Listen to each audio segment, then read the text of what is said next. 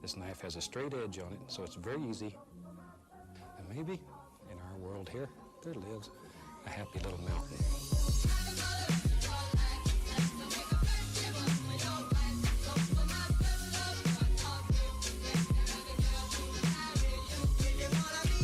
Hello everyone and welcome back to my channel. If you are new here, my name is Caitlin and I upload a whole bunch of different types of videos on this channel, mainly surrounding true crime as well as a little bit of university and lifestyle sprinkled in where I can. Today's video I'm back with another edition or instalment of my horror week, I guess. I'm uploading video every single day this week leading up to Christmas, and since I haven't really been active recently where I've been doing so much work, I thought it would be the perfect time to ideally have a video out every day this week. So if you haven't seen, yesterday I discussed a case of real life vampirism in the UK, and today I'm going to be discussing the true story behind the film Veronica.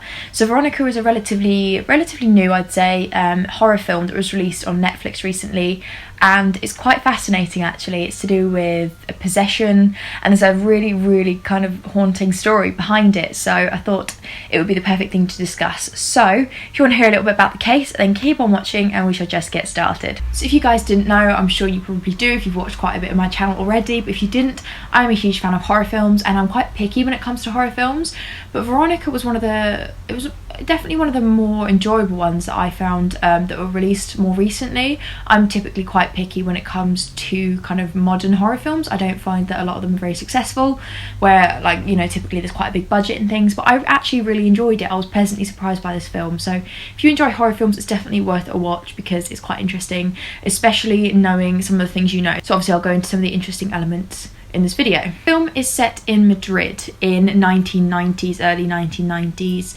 and it kind of involves a young girl, so Veronica, and two of her friends conducting a seance using a Ouija board to try and contact some of their loved ones. So I think in the film the main sort of intention was to contact one of the girls' dead boyfriend who died in a motorcycle accident, and they managed to make contact with something which later on Veronica believed is actually her dead father, because it kind of seemed to latch onto her and she seemed to be seeing it a lot more than the other two girls. But things seem to escalate when it becomes apparent that Veronica and her younger siblings are being kind of haunted by this dark, malevolent force that isn't actually their deceased dad. And the story of the film is inspired pretty directly, by the case of a young girl in Madrid in 1992. So I apologise if I butcher this name, but the name of the young girl was Estefania Gutierrez Lazaro. She mysteriously died after using a Ouija board at school. She'd been conducting this seance with two of her friends in her school, as they had been hoping to contact the dead boyfriend of one of the friends who died in a motorcycle accident, and obviously this is directly linked to the film. And then at some point during the ritual, a teacher discovered the three girls, what they were doing, and kind of interrupted the ritual.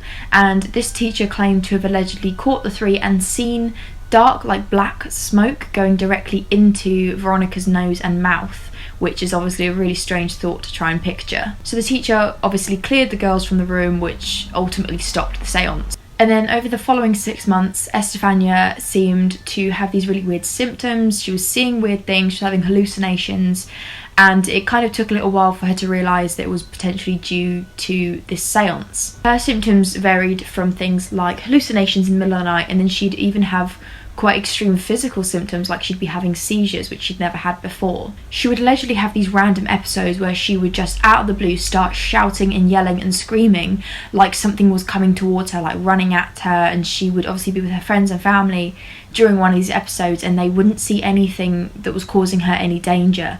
So these really random episodes were obviously quite troubling. And one thing in particular that she told her parents was that at night she could see something that she described as evil shadows walking past her bedroom. And her parents said that, as you can probably imagine, the second that these symptoms became quite aggressive in a physical sense, you know, like the seizures, they did immediately take her to see doctors and professionals, but none of them could find anything that was wrong with her in terms of like a biological, physiological issue that was causing these symptoms. And then sadly, 6 months after the seance, Estefania was found dead in her bedroom, and officials couldn't give any official answer really. They couldn't provide a solid answer as to what caused her death. Following her death, obviously her parents shared the troubling stories that Estefania had been telling them in the months leading up to her death and following the seance, And it became quite a big story, so much so that investigators decided that they wanted to visit the house that Estefania was living in because they wanted to see these claims for themselves, to check out what was actually going on and if there was some other explanation that could be offered. And they too even witnessed some very strange things. So they reported seeing like strange moving things like figures. They heard noises and loud like talking voices muffled in rooms that they knew were empty because there was no one else in them but them. And they even saw things like doors opening around the house by themselves with no explanation being available. They discovered a crucified Jesus statue that had separated itself, which obviously isn't supposed to happen with these figures, and also these strange brown stains. They almost look like burn marks all over the house on different things. And if you've ever seen the film, this is quite a notable thing that was linked in the film directly. They would be finding like brown stains under their mattresses that didn't have any cause to them. And there's been a lot of discussion regarding Estefania's death. More recently, skeptics have claimed that in all likelihood she had some sort of undiagnosed neurological disorder that was causing these hallucinations and things, and seizures as well. And it's definitely not an unusual cause, you know. It is a very, very plausible explanation for everything because she was exhibiting such extreme physical symptoms. However, there are many, many people who do believe, and this includes her parents, that her death was caused by the use of this Ouija board to contact the dead. Estefania would complain of slamming doors, electric appliances turning themselves on and off, and even some of these were experienced by her parents too. Like, some people who came into that house did see these strange things, but obviously just chose to put it down to a strange coincidence.